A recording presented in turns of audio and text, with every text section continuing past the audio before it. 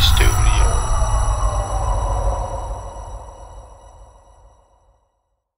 Hej, mit navn er Alexander. Jeg er elev hos Føtex Frederiks Allé, og i denne her dokumentar skal vi se, hvad der egentlig sker, når man indfører ny teknologi i et supermarked. Den teknologi, vi skal kigge på, er da Føtex skiftede fra papirsprisskilte, som dem vi ser i Fakta i dag, til de super smarte elektroniske hyldeforkanter. Jeg vil ved hjælp fra Fakir-modellen se, hvad der egentlig skal til for at få det hele til at gå op. Så velkommen til Fra papir til hyldeforkant. Lad os starte med at kigge lidt på Fakir-modellen. Hvordan virker den egentlig? Fakir-modellen, den består af 5 faser. Vi starter med at kigge på forundersøgelsen. Derefter kigger vi på analysen. Så kigger vi efter, hvad skal vi have? Så skal vi have en igangsætning. Hvordan får vi det hele til at gå i gang? Og så skal vi se, om det gik som forventet i butikken. Men lad os starte med forundersøgelsen.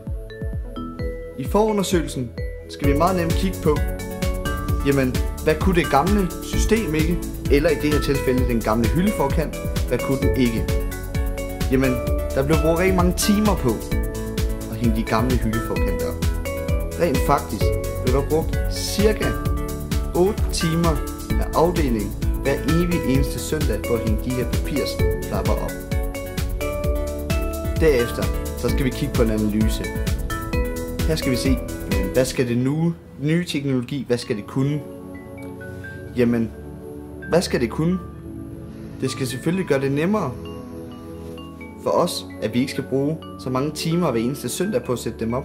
Så der skal kunne spares tid. Det skal gøre det nemmere for kunden at se prisen, både normalpris og tilbudspris, hvis der nu er det. Og selvfølgelig en sparepris, det er klart. Jamen derefter skal vi gøre det nemmere for personalet at skifte prisen. I det her tilfælde, som vi ser i en video senere, er det meget nemmere. Og derefter, det skal selvfølgelig være nemt at tage af og på for personalet, hvis de nu skulle gå i stykker eller andet. Så kigger vi på køb af de nye hyldeforkanter. Jamen købet af de nye hyldeforkanter, det kunne eksempelvis tænkes at være dem her, som Føtex har. Derfor går man ind og kigger, jamen hvad er der af produkter til det vi skal bruge. Nu var det Føtex, der købte dem her. Sådan det. Derefter igangsætning. Hvordan gør man? Jamen i Føtex Frederiks Allé gjorde vi det sådan, at vi tog en afdeling ad gangen. Det vil sige, at vi starter for eksempel fra øl og vand, smutter videre til te og kager, chips og skyllemiddel og så videre. Så man tager en lille del ad gangen. Det gør det nemmere i butikken og ikke skulle overskue en hel butik ad gangen, men tage en lille del. Derefter skal vi kigge på, gik det som forventet i butikken? Men det synes jeg, vi skal lade personalet om lidt senere i programmet. Det er Fakir-modellen, og Fakir-modellen kan fx bruges til indførelse af ny teknologi i et supermarked. Hvordan virker hyldeforkanterne så? Ja, det prøver vi at gå igennem nu. Det her er hyldeforkantsættet. Det består af en digital hyldeforkant og den normale hyldeforkant, man ser på hylden i Føtex med en lille label på. Magneten her bruges til at tage hyldeforkanten af med. Man kører magneten over hyldeforkanten, og vupti er den røget af. Hyldeforkanten bliver nemt sat på igen. Den her scanner bruges til at omkode hyldeforkanten. Man scanner varen, man vil have prisen på, sætter scanneren ned på hyldeforkanten og trykker på blå knap.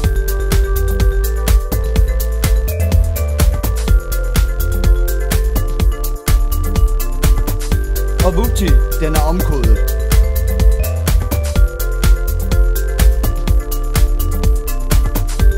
Man går ud til sin arbejdsstation, putter scanneren i dokken, trykker på blå knap, og ved hjælp af et system vil den her printer printe den lille label ud. Labelen bliver nemt revet af ved at trykke på låget og rive. Det her er systemet. Man går ud i butikken igen,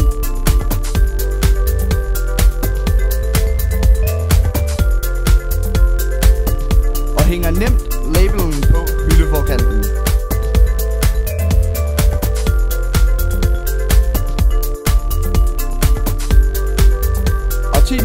hyldeforkanten omkodet.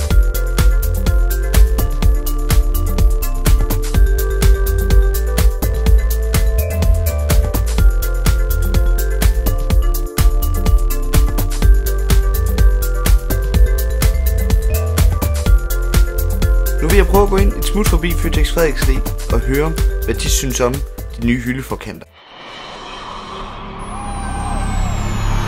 Jeg hedder Christian, og jeg er elev i frugt og grønt i Føtex Frederiksvig.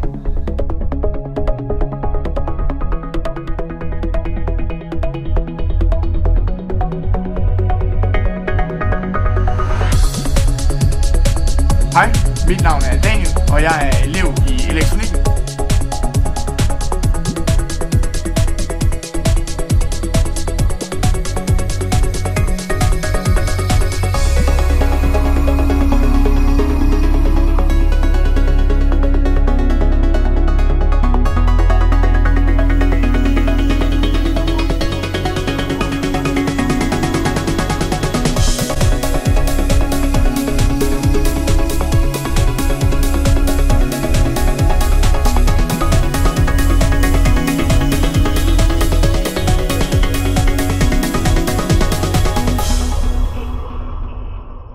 De nye hyldeforkanter har gjort det rigtig nemt at arbejde i hverdagen, så man har været fri for dagen før avisstart og skulle bruge flere timer på at skrive alle skiltene og gøre det klar. Endvidere, når det er sådan, vi til hverdag skal lave nogle priskorrektioner eller prisnedsættelser på nogle varer, som vi lige skal have fyret afsted, jamen, så skal du ikke bruge flere timer på skilleprinteren eller vente på, at den bliver klar. Så gør de elektroniske hyldeforkanter det meget nemmere ved, at de opdaterer sig selv, og ved, at man bare lige hurtigt skal vente på et bip.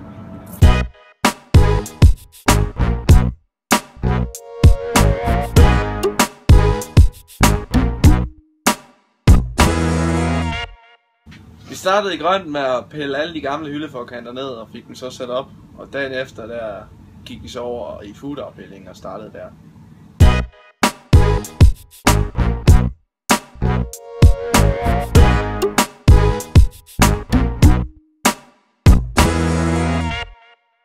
Ved at få de nye hyldeforkanter, der sparede vi både penge og vi sparede tid.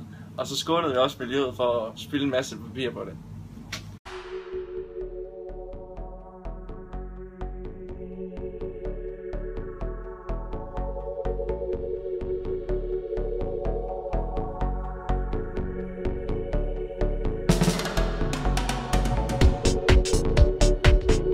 Som vi lige har set, var indførelsen af de nye elektroniske hyldeforkanter en rigtig god idé for Føtex.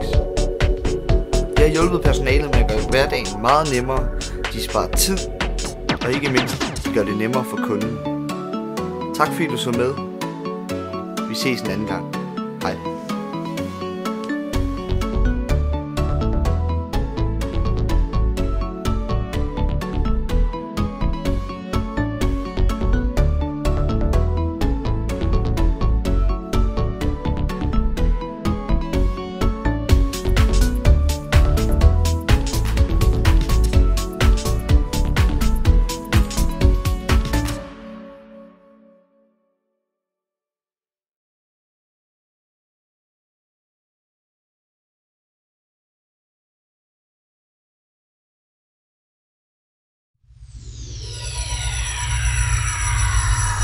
AJ Studio.